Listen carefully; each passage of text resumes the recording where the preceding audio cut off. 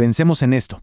En 1998, en plena crisis nacional, Colombia se lanzó un proyecto educativo súper radical: reinventar lo que significa ser ciudadano.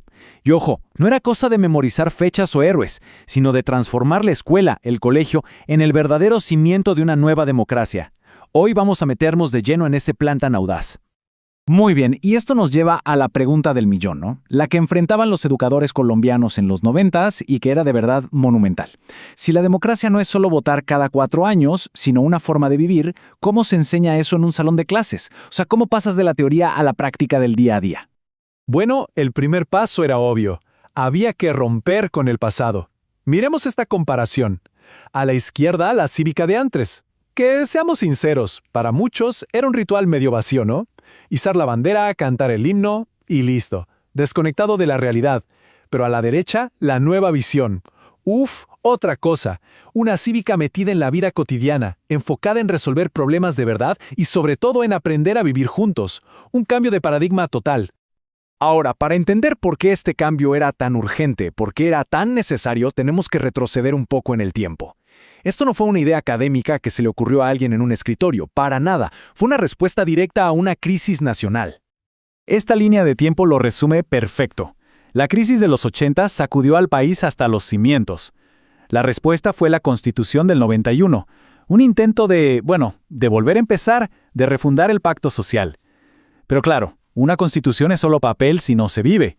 Y ahí es donde, 7 años después, entran estas directrices educativas. Eran el motor para que esa visión llegara a cada escuela. Y acá está el corazón de todo el asunto.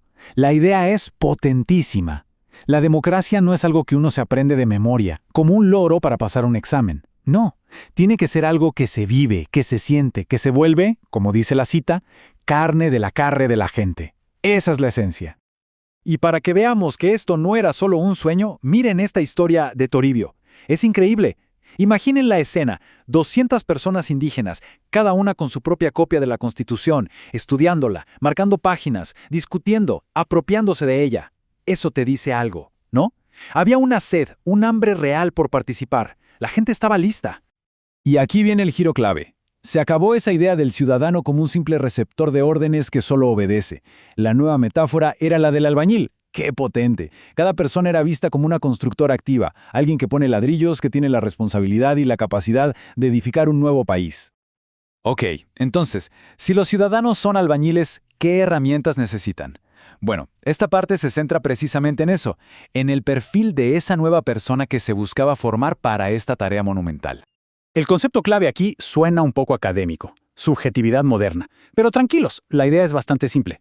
Se trata de dejar de pensar que las cosas son así y ya, ese fatalismo, y empezar a vernos como agentes de nuestra propia vida y de la vida de todos. Es cambiar el chip hacia la autonomía y la responsabilidad. El diagnóstico que se hizo del problema en Colombia fue súper agudo.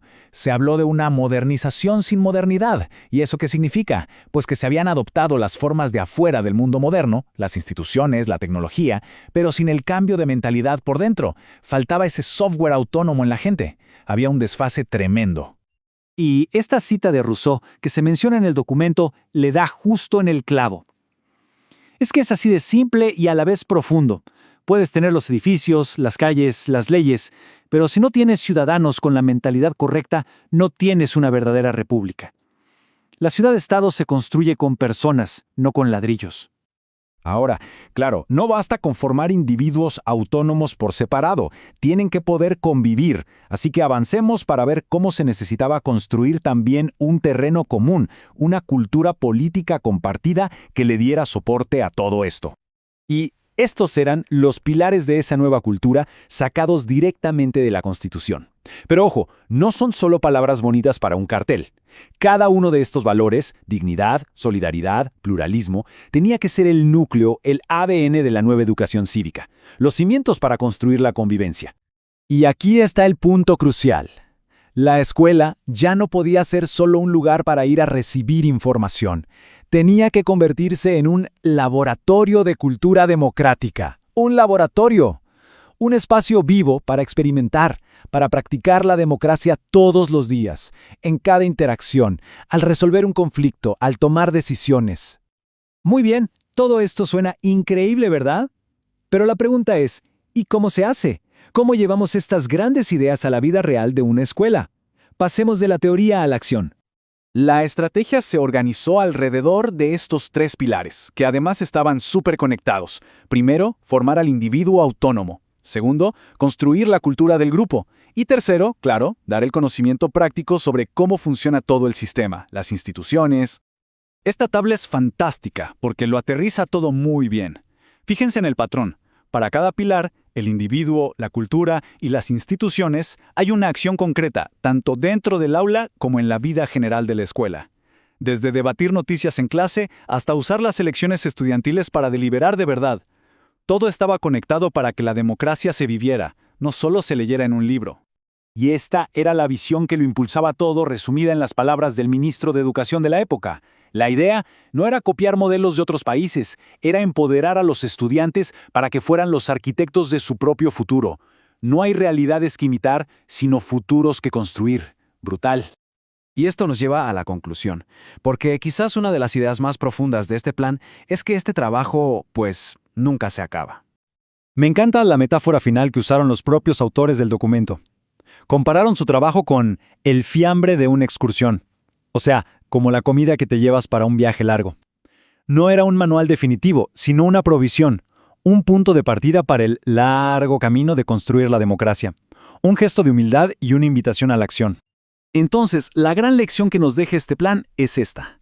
El objetivo no era entregar un producto terminado, era formar generaciones de albañiles que entiendan que la democracia siempre está en obra, que siempre se puede mejorar y que su participación es indispensable para que la construcción siga adelante.